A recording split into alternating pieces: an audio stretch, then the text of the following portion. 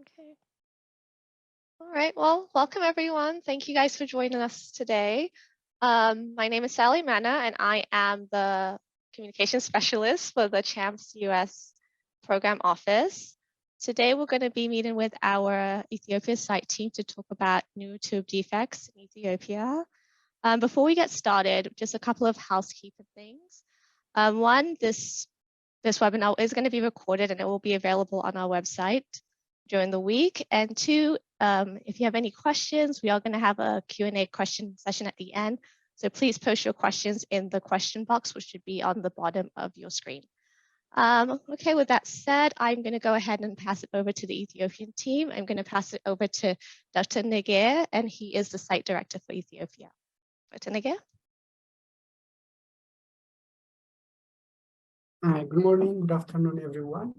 Today, as a continuation of discussion on child health and mortality prevention surveillance reports, we'll be discussing on neural tube defect in the CHAMPS network.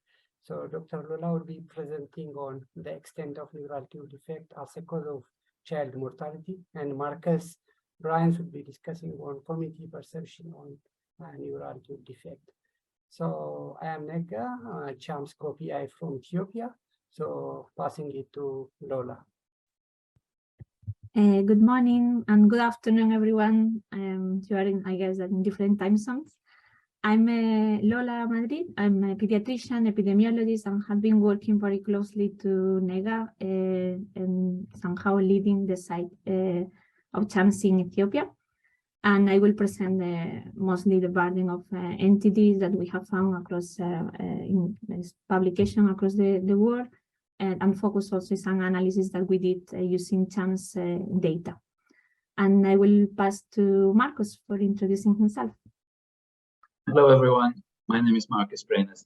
I've been leading the social science team for CHAMPS Ethiopia over the last 2 years. And I will be talking a bit about how we studied neural tube defects from a qualitative perspective in Ethiopia.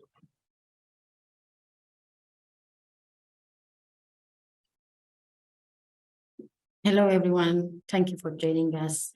I'm Yenenesh Tilahun. I'm leading the data protection works of CHAMPS Ethiopia. Wish you a good discussion. I will pass it back to Dr. Lola to start the presentation.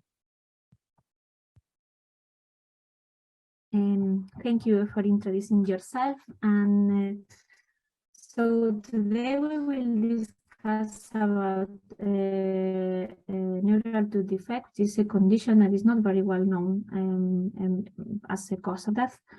And we will try to explain a bit the burden according to some publication and also analysis on the data we have done.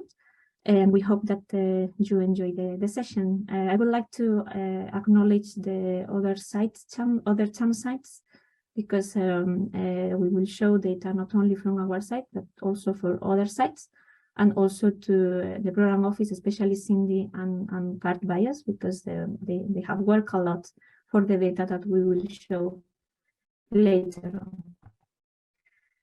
So this is the outline. We will review the problem of neural tube defect. As I said, we'll explain what is that is well known. Then we'll do an overview of the prevalence of neural tube defect, especially focusing Eastern Africa and Ethiopia. We will present then the mortality attributed to neural tube defect that, based on an analysis that we have done using CHAMPS data, some problems that we think that the current estimate has. Markus will present then the qualitative research that we have done on neural tube defect. And then the last part will be discussing or presenting what are the next in our site in Ethiopia regarding neural tube defect. So what is a neural tube defect? Is the most common birth defect. Is one of the most common birth defects. And that usually happens very soon in the pregnancy. It should be closed by the day 28. So the neural tube is usually formed in the first 4 weeks of the pregnancy. And that is a bit challenging because usually at that time, the pregnant women will not know. Most of the pregnant women will not know that they are pregnant. So this is the difficulties to prevent it. This condition is quite severe and will result in fetal loss, and those children that will survive probably will have very severe disability. Most of the NTD are related to folic acid deficiency in the mother, meaning that many of those are preventable. And in the figure that you have here, there is you can see the different types of neural tooth defect that we have. There is cases like anencephaly, craniorapiscesis, or anencephaly. These are very severe types of neural tooth defect, and it depends on where the defect is shown or is happening in the neural tooth. In these three, the defect is very, very severe, and these cases are incompatible with life. Most of them will be the stillbirth, and some of them will just be born alive, but will die very, very soon after the birth. And other defects like spina bifida that can be open, can be closed, will happen at different, can happen at different levels of the back. And some of them, like encephalocele, can happen in different parts of the brain. They are compatible with life. The children can survive, but they will need a lot of surgery and likely will have a lot of disability and has a risk to die quite high during the first 5 years of life. And after knowing a bit what is a neural tooth defect, let's see the prevalence. There is not good data on prevalence worldwide, and that is due to lack of robust but diverse surveillance system in those countries with the prevalence of this defect. These defects are the highest, and Sub-Saharan Africa is this kind of context. But I'm trying to show here in meta-analysis, systematic review and meta-analysis that was done worldwide, trying to estimate the burden of neural tooth defect in different WHO regions. I will focus in Sub-Saharan Africa. This investigator trying to show an estimate, trying to calculate estimate in countries with and without food fortification in Sub-Saharan Africa. And if we see here, the estimate in country with folic acid fortification, as overall in Sub-Saharan Africa was almost 10 per 10,000 live births, and those countries without folic acid fortification programs, it was higher, around 15 per 10,000 live births. However, the estimate for Sub-Saharan Africa with folic acid fortification was based only on one study published in South Africa, so it's not probably the most appropriate. And this is the same paper, is another way to see similar data.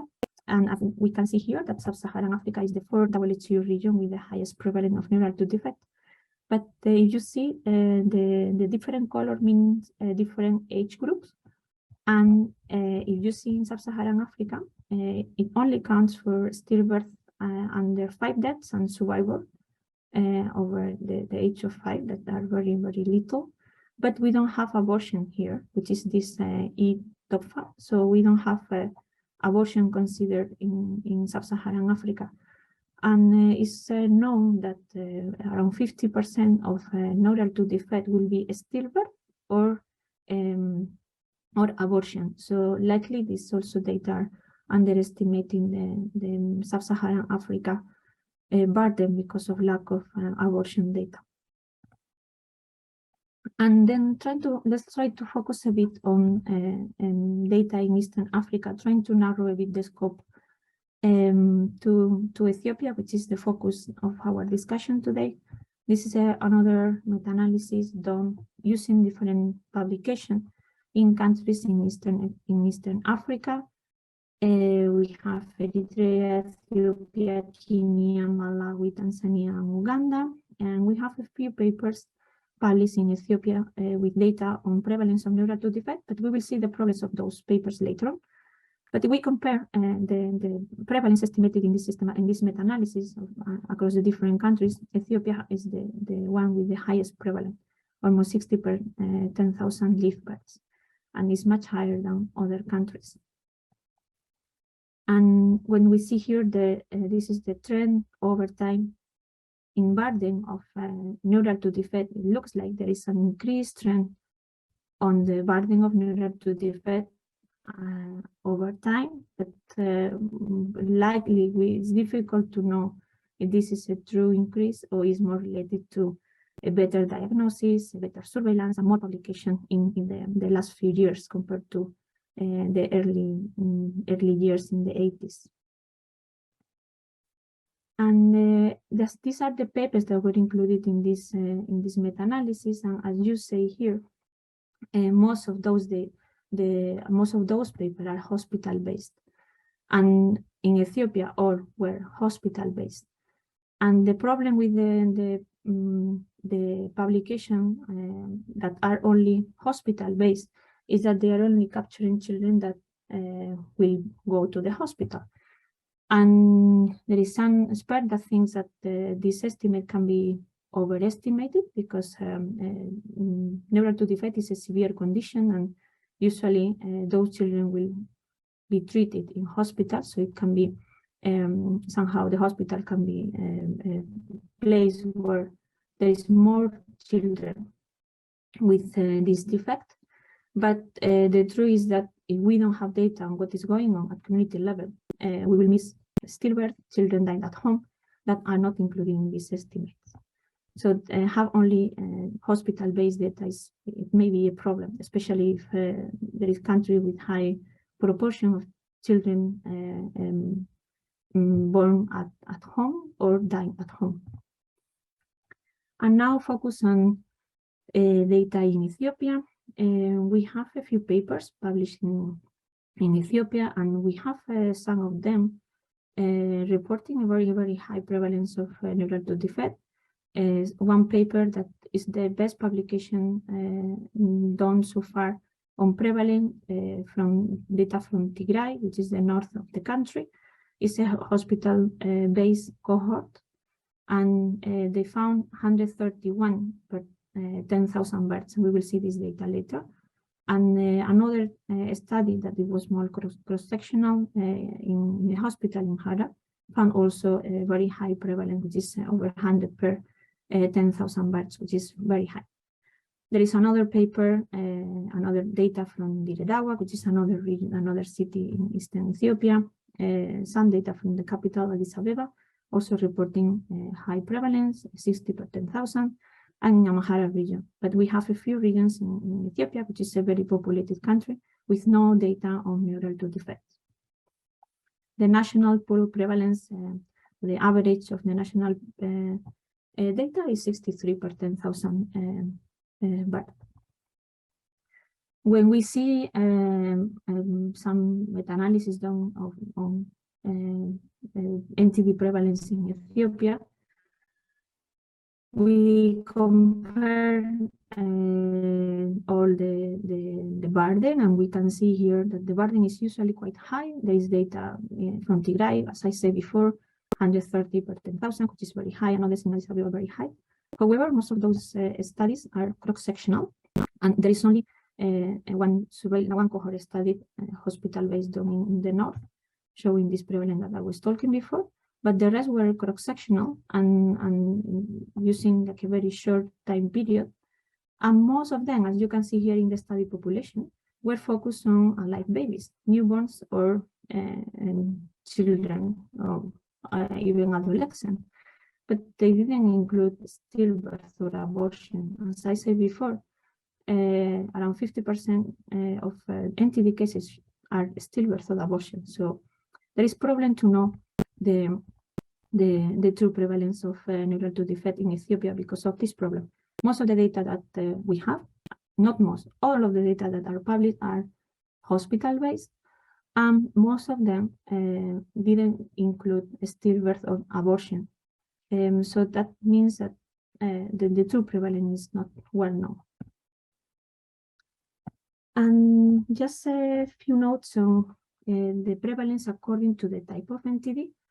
And most of the publication are trying to see what is the most prevalent neural to defect, say that the most prevalent usually is spina bifida, followed by anencephaly.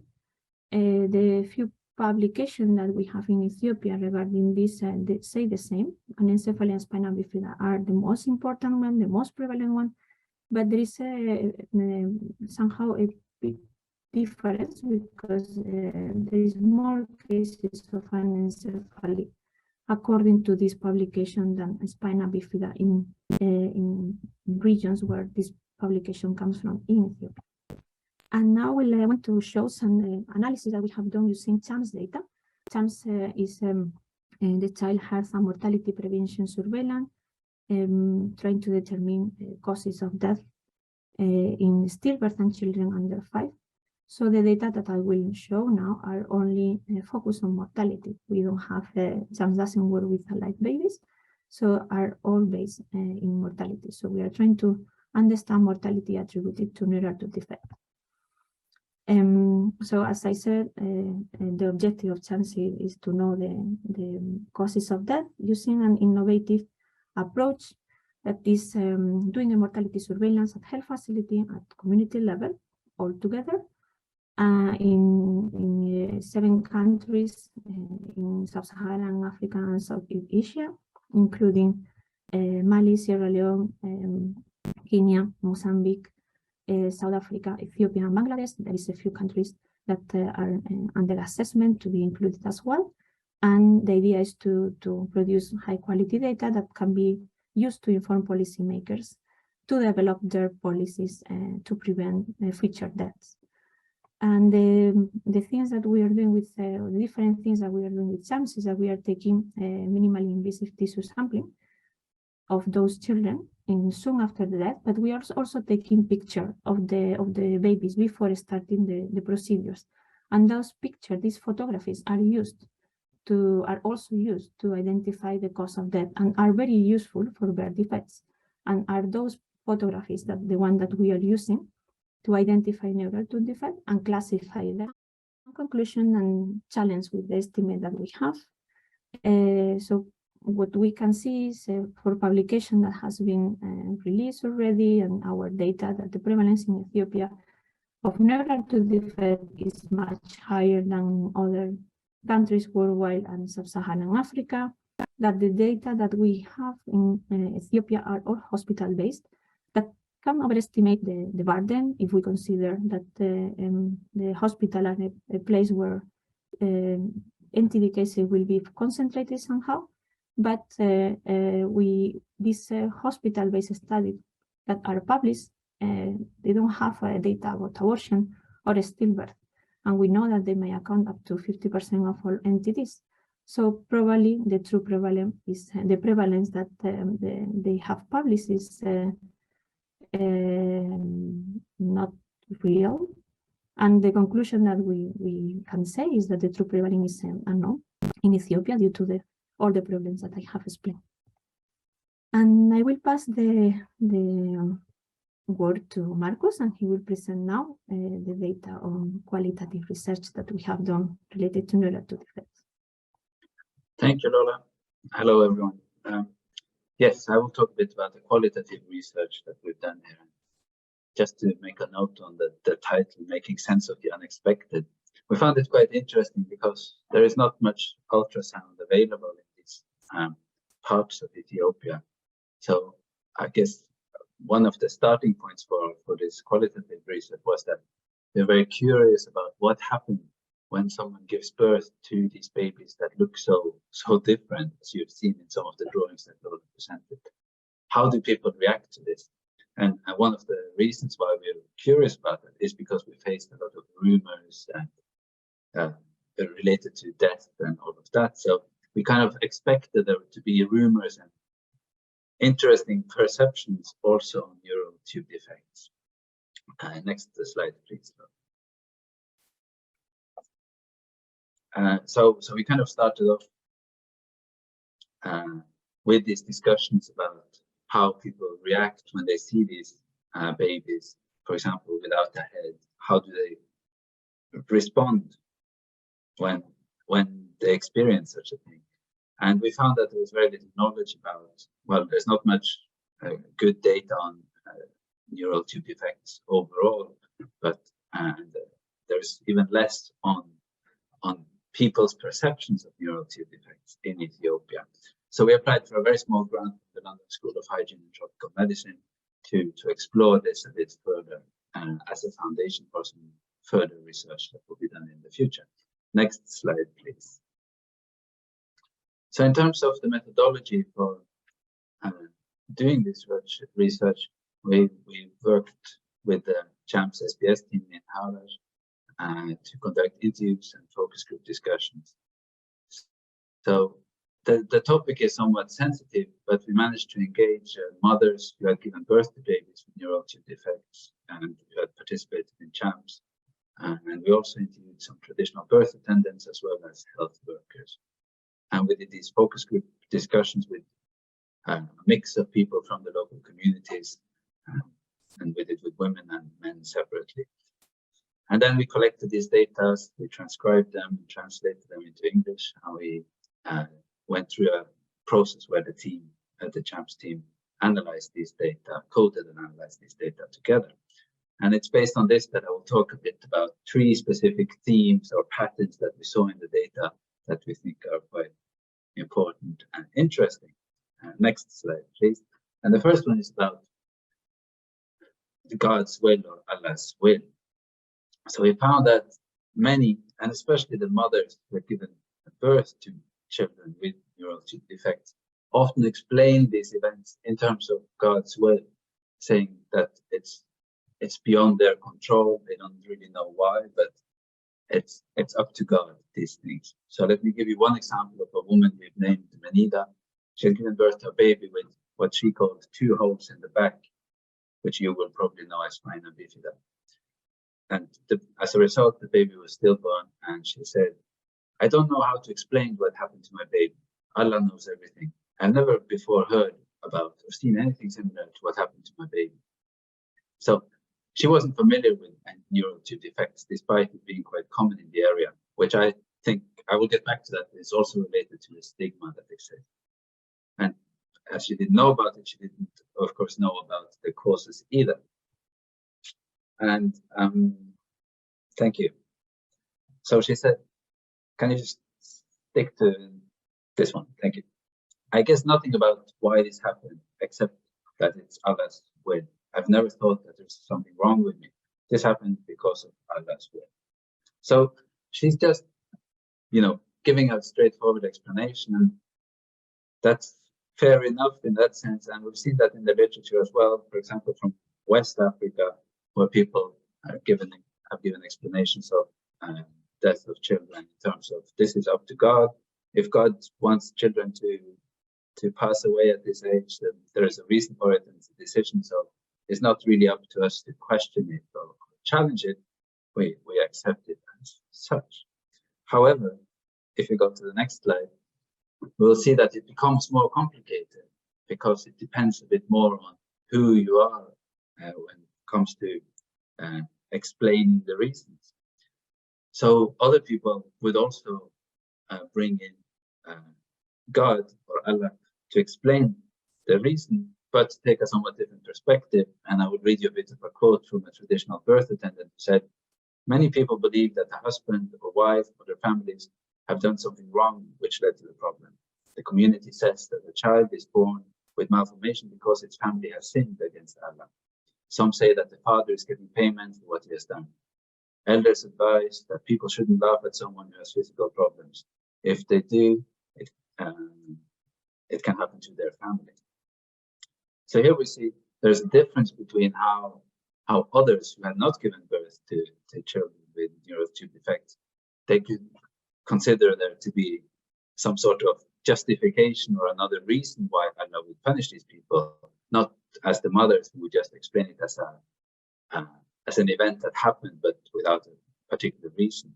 So here you can see that these suspicions can create some sort of tension in the sense that people will suspect that those who give birth to such babies have done something wrong or even sin. And next slide. And another perspective again is more about the natural explanations. So this again adds to the complexity of the problem or the issue. So one mother said, sometimes I think that the problem is related to something that might happen naturally, and sometimes I think that it might be due to my negligence in relation to some specific activities I did. While I was pregnant, I used to carry my older child, and sometimes I think this might have led to the problem. So there was a general awareness or belief, if you like, that there could be other more natural explanations. So, for example, heavy labor or falling down or violence, that these things could injure the child and give them this malformation. So there are lots of different perspectives in terms of what could be the cause, what led to this neural tube defect, and that generated some tension, as I already mentioned. But I will give you one more quote from a health center worker who explained that because of lack of awareness, sometimes they blame us health professionals. They don't have formal education, and their views are very different from ours. Some people say that we have killed their child unless someone was there watching the delivery. They think as if the damage happened during delivery. So I think there are some interesting perspectives in the sense that first the mothers, they would say that this is up to God. God made this happen. But then the second twist to it is that other people also think that it was God was the cause of it, but God must have had a reason to make it happen because of parents' bad behavior. And then there are some more other reflections on natural explanations, and these included others as well, in terms of, for example, particular birds flying over the woman when she's pregnant, or particular kinds of wind that would generate these malformations.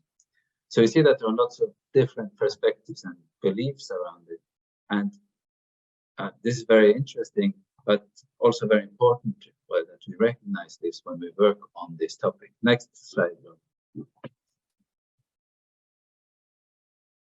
Thank you.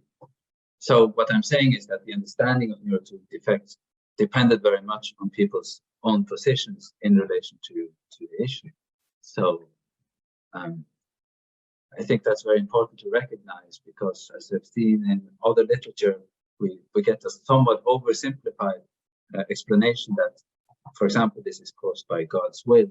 But when we dig a bit deeper, we can see that it does depend on how people are positioned in relation to the particular birth and or death. And obviously, these views differ significantly from scientific understandings of neural tube defects, as they do not have access to this information about neural tubes and these things.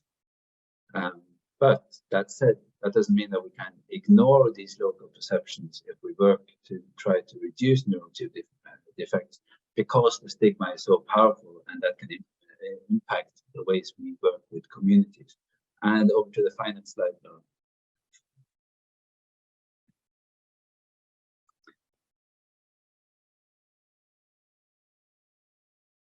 Thanks.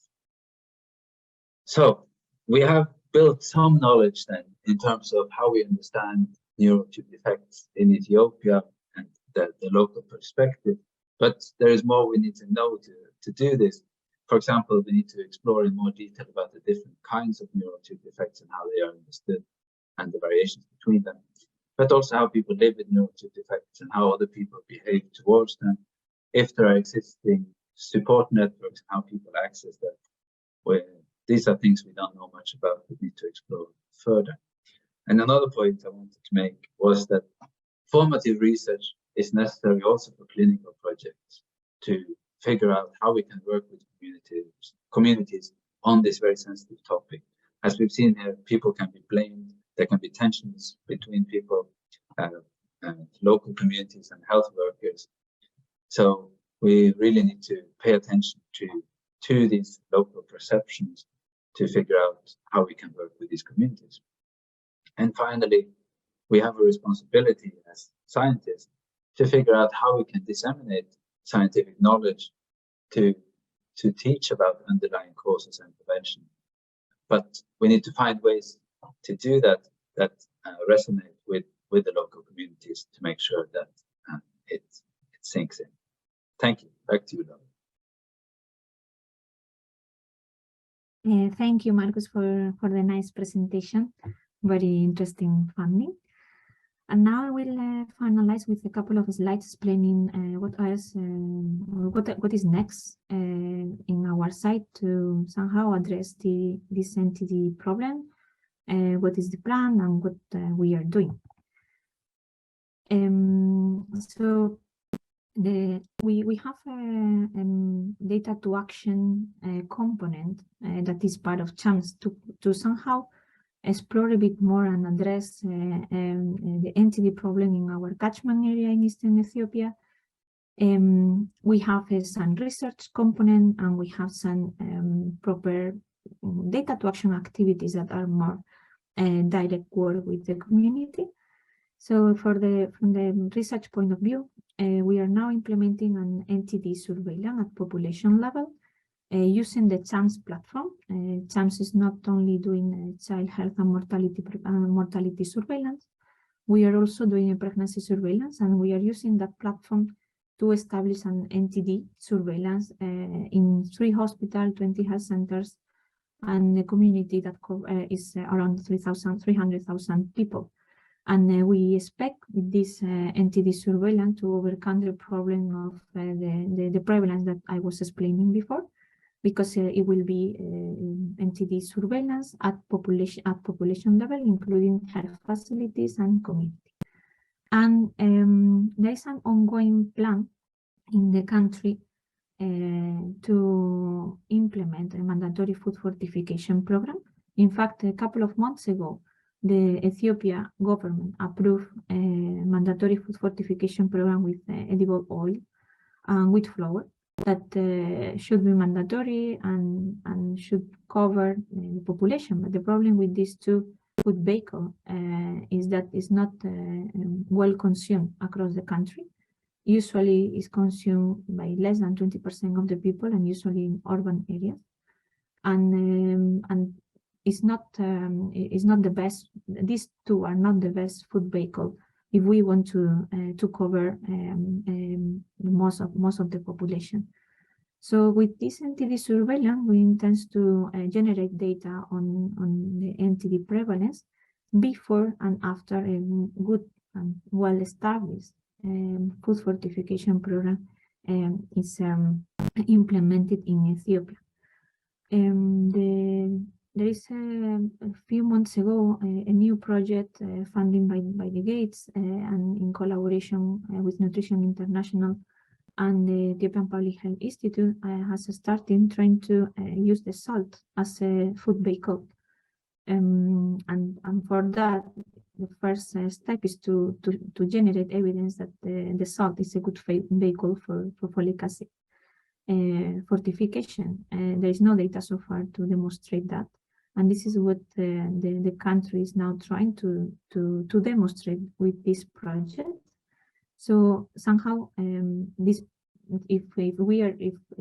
project is able to demonstrate that the salt is a good vehicle, the country could implement a food fortification program with salt in a few years' time. So with this NTD surveillance that we will start very soon, we will be able to have data before and after a well-implemented food fortification program is done in Ethiopia. The problem is that we are working just in Eastern Ethiopia, and we should try to have data in other parts of the country. So with this NTD surveillance, with the experience of this NTD surveillance, we will be able to see barriers, like the challenge that we may face when implementing and getting those data, and can serve as an example to implement this kind of surveillance in some sentinel sites across the country.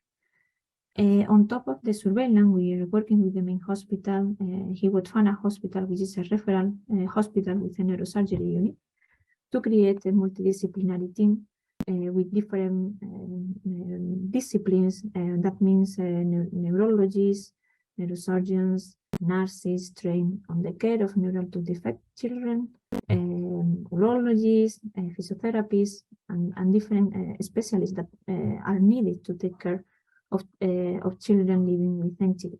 So our team is working very close with the hospital to build this multidisciplinary team that will improve the care of those children and then the quality of life.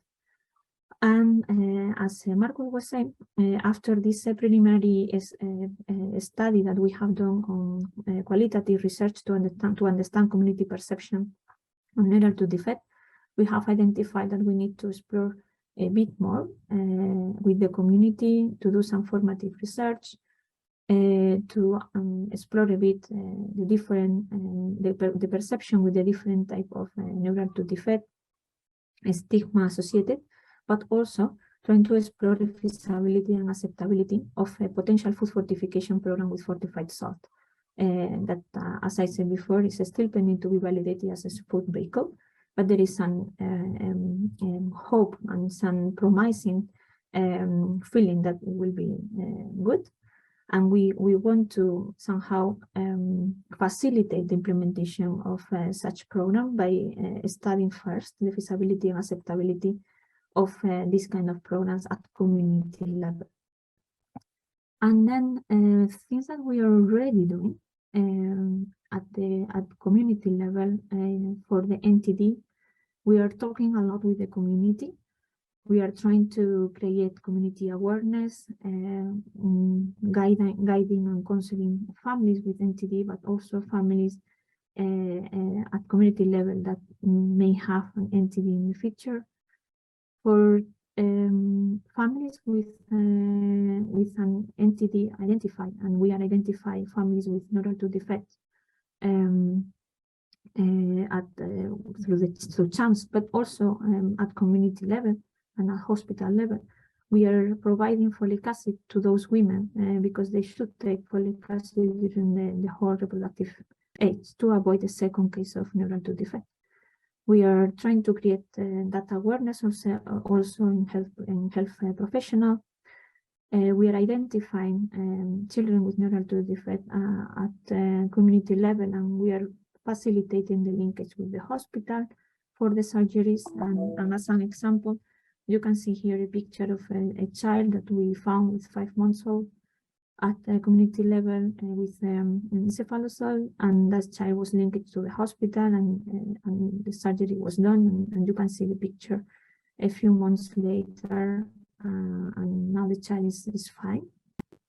And then we have also some plans for the future, and trying to do more comprehensive awareness, trying to continue guidance and counseling. We through the NTD surveillance, neurological defect surveillance, we are expecting to identify more live children with neurological defect, and then we want to link them to the hospital, to this multidisciplinary team that we are trying to create at the hospital level. For some families that they are very vulnerable and they are not able to cover the cost of those children, which is a challenge because usually those children will need 3-4 surgeries, will need a lot of care at home, will need to go to the hospital for follow-up visits. So for some of them, we are trying to support with the folic acid, but also we are trying to support with transport and food or any other need that the family may have. And this is all what we are doing. Many activities going on at the community level with this condition. As Markus said, it was a condition that was not known at community level. They don't have even a local term to call neurological defect. It was a bit difficult to explain them at the beginning. And what is a neurological defect. Now we are using some drawings to explain the different types, and it's easier for them to identify that they really have those cases in their community.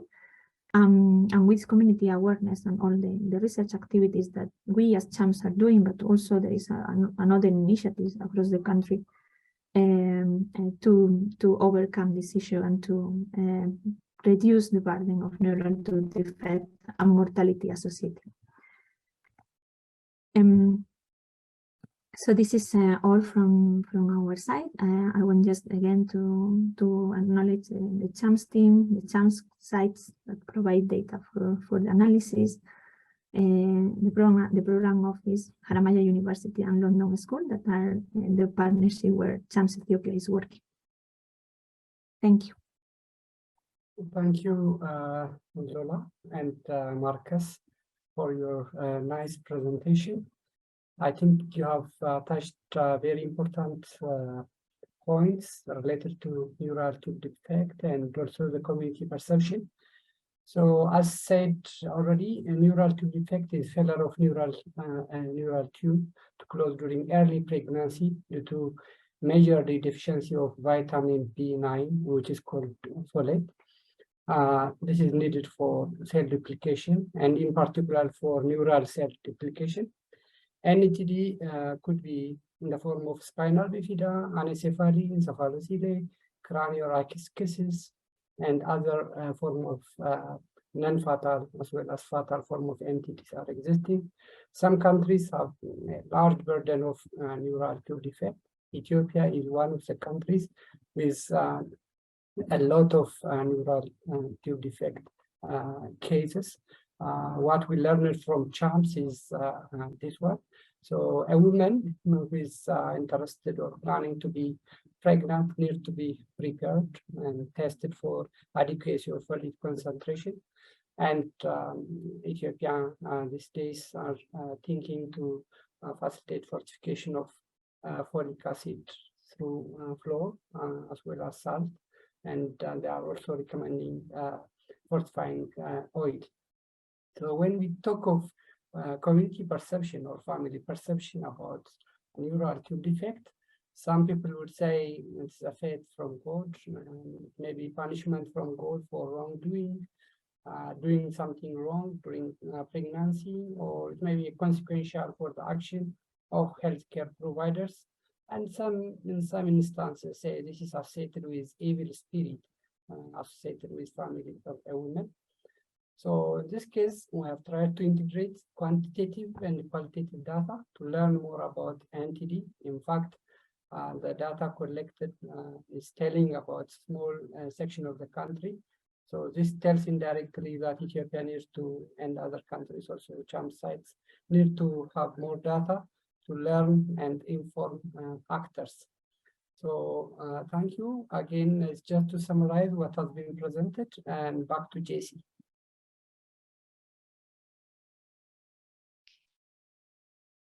Thank you for such a great presentation. So now we'll have our question and answer portion.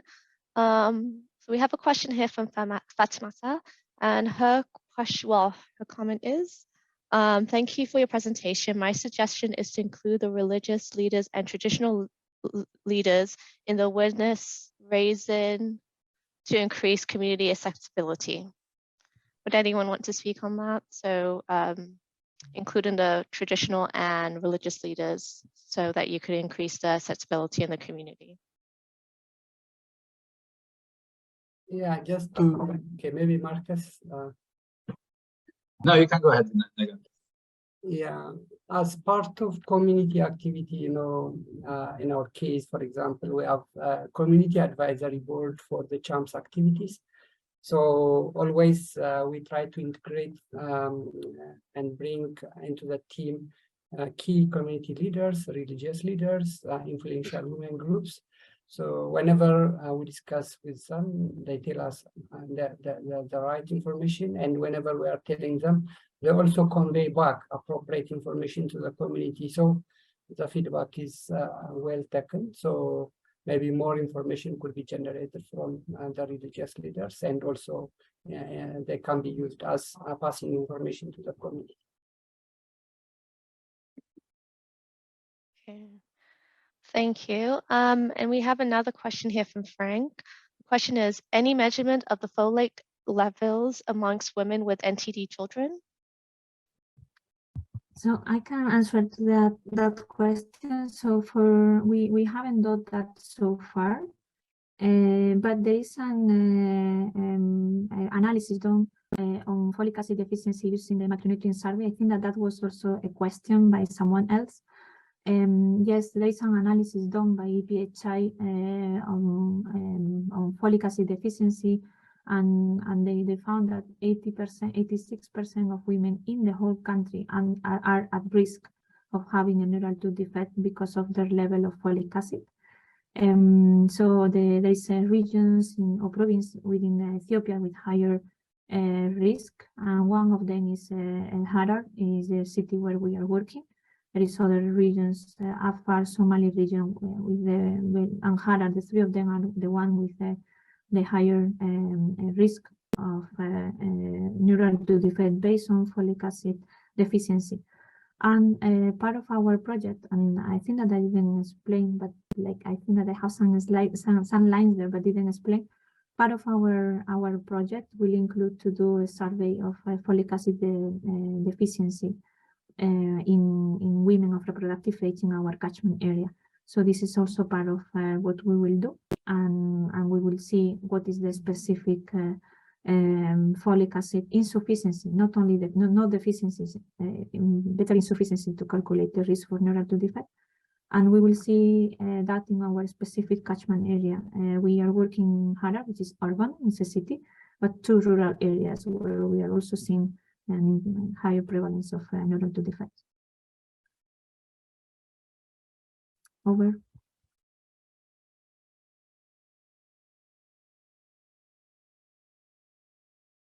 You're muted. Yeah, I'm still Yeah. over. Okay, thank Over you. to So I my- was muted. Okay. So we have a comment here from Nuwadata. Thank you for the presentation. We're about to commence a 3-year project to strengthen identification of cases of prenatal deaths by integrating minimal invasive tissue sampling in hospital deaths in VA and community deaths in Kaski, a district of Nepal. We frequently encounter cases of NTDs in our setting and would also include its analysis in our project. So just kind of a comment on a project they're currently working on. And then we have another question here from Rita. It is there a government program for folic acid supplementation to the pregnant women?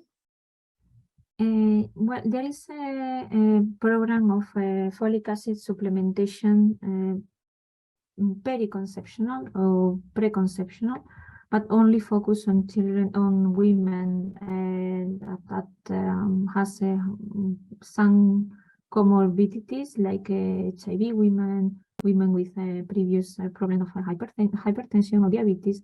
So those women that are attending usually regular outpatient clinics for to somehow treat their conditions, their chronic condition, they are being provided with iron and folic acid supplementation, especially if they are planning a pregnancy. But the problem with this preconception folic acid supplementation is usually most of the women in Ethiopia that they don't plan their pregnancy.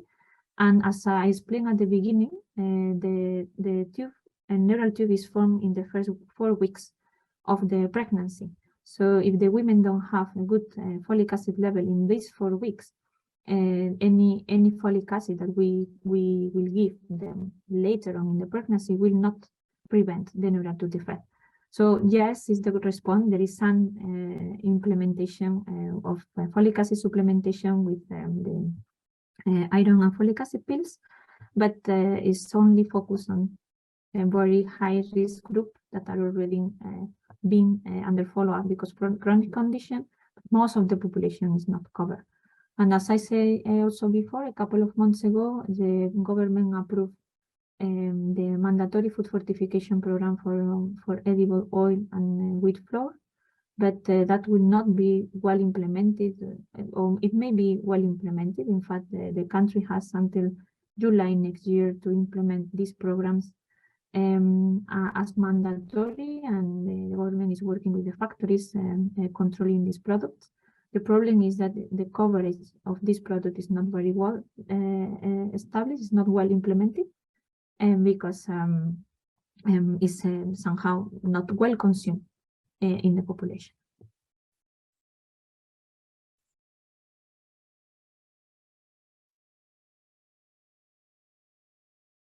And I question was here from Yeah. Frank. How many weeks does it take to replenish folic levels via diet or vitamin supplements?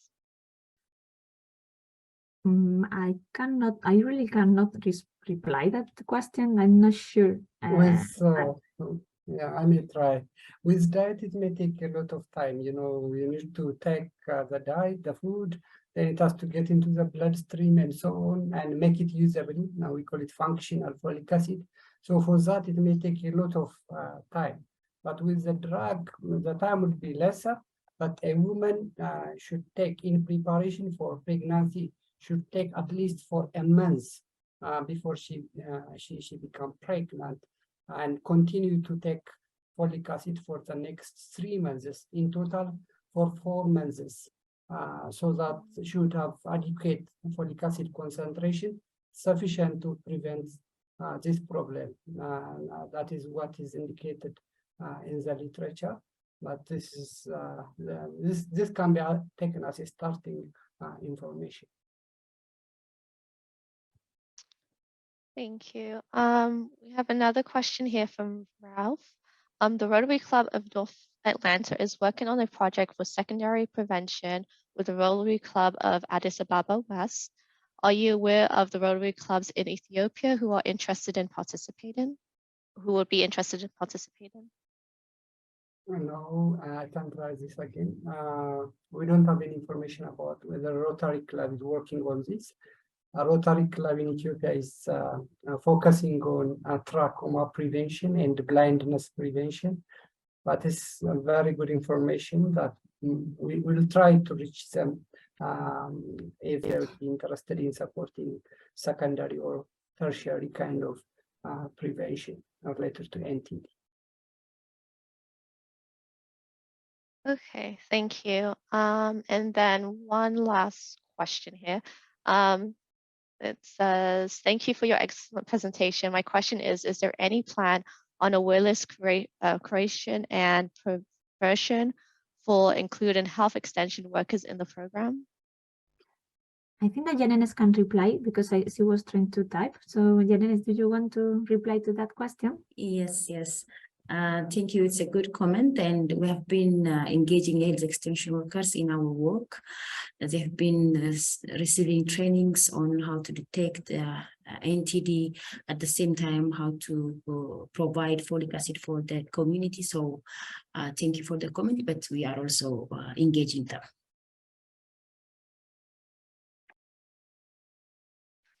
Thank you very much, and a special thank you to our Ethiopian site team for such a great presentation.